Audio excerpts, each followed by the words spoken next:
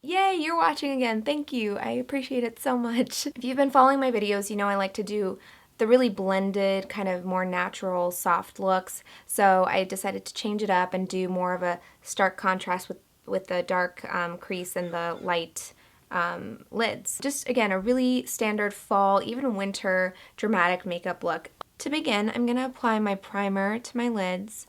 I'm using the Benefit Stay Don't Stray primer, one of my favorites. And now I'm going to go right to my LORAC Pro Palette, and I'm going to be using mostly just these matte colors. I'm starting out by using light pink, and I'm just going to apply that all over my lids up to my crease.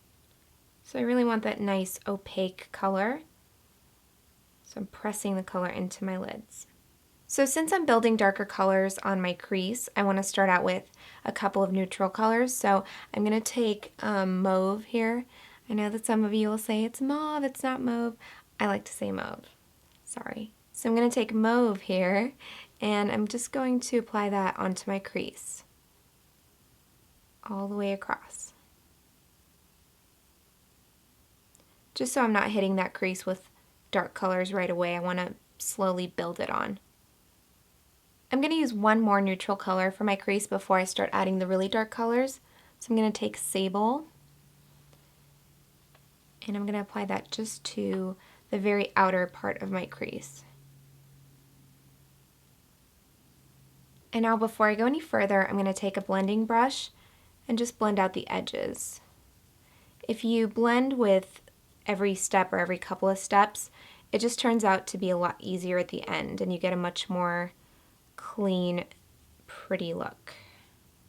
So now it's time to start with the dark colors. So I'm going to take this concentrated small dense brush, and I'm going to take Espresso, which is a nice matte dark brown color, and I'm going to begin applying this starting at the outer corner of my crease and kind of extending into the lash line a little bit, and then just working my way across the crease.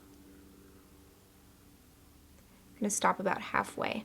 I don't want to extend the darker colors too far over because I don't want the dark to go into the inner corner of my eyes, so I'm just going to stop about halfway and then blend the rest of it. So I'm going to take this small blending brush and dip into mauve once again and just use that to blend out that harsh edge. Now I'm going to take an even smaller brush and I'm going to dip into black, which is this matte shade up here, and of course going to deepen that crease just a little bit more. But I'm going to be really conservative with this color because, again, I only want that darkness to be at the outer corner and halfway across my crease. So I'm just going to very carefully pat that color in. So you see I'm kind of making a sideways V shape. And I'm going to stop even shorter than the dark brown.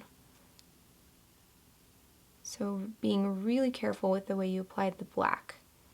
Because if you're using a bigger brush or if you apply too liberally, all of a sudden you just have this like big dark mess, you know. So I just want to keep it at the very outer corner, again in that sideways V shape. So once again, I'm going to take that blending brush. And also be careful when you're blending, because if you blend too hard, you can also spread that black too much. So blending across, very delicate process. So now I'm going to give this whole look one last blend, just up at the edges, and then we can move on to the liner. For the liner, I'm going to take my Eyeko Liquid Metal Eyeliner in Black Onyx.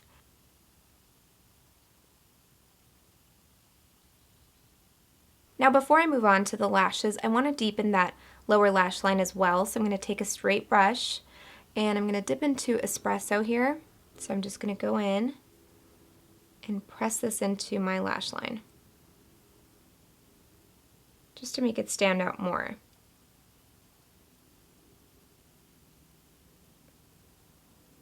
And now you can see I've got my false lashes on the right eye already. I used the House of Lashes Noir Fairy style, and now I'm going to apply the left. Just going to lower these down onto my lash line. Now I'm going to hold off on the bottom mascara just until I finish my foundation and concealer so it doesn't get in the way. So I'm going to start out with my foundation. I'm going to use my Alexa Persico concealer to go under my eyes. So I'm just going to apply that from the entire under eye area down to my nose, just for a little highlight. And I'm actually going to go back to that pointed kabuki brush and use this to kind of just blend that out.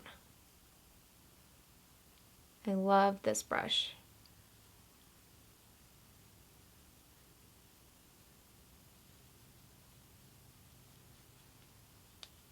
And to set this, I'm going to use my Laura Mercier setting powder just under my eyes. And I'm going to bust out my Betty LouManizer as my bronzer.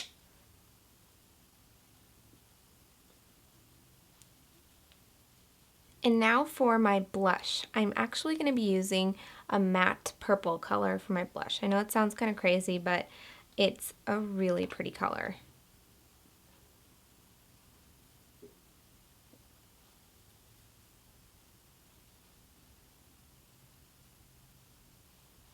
And we are almost done. The only thing that's left is the matte lips. I'm going to be using the Maybelline Super Stay 14-Hour Lipstick, and the color is Beige for Good. It's a nice neutral color, and I think it goes really well with this color scheme.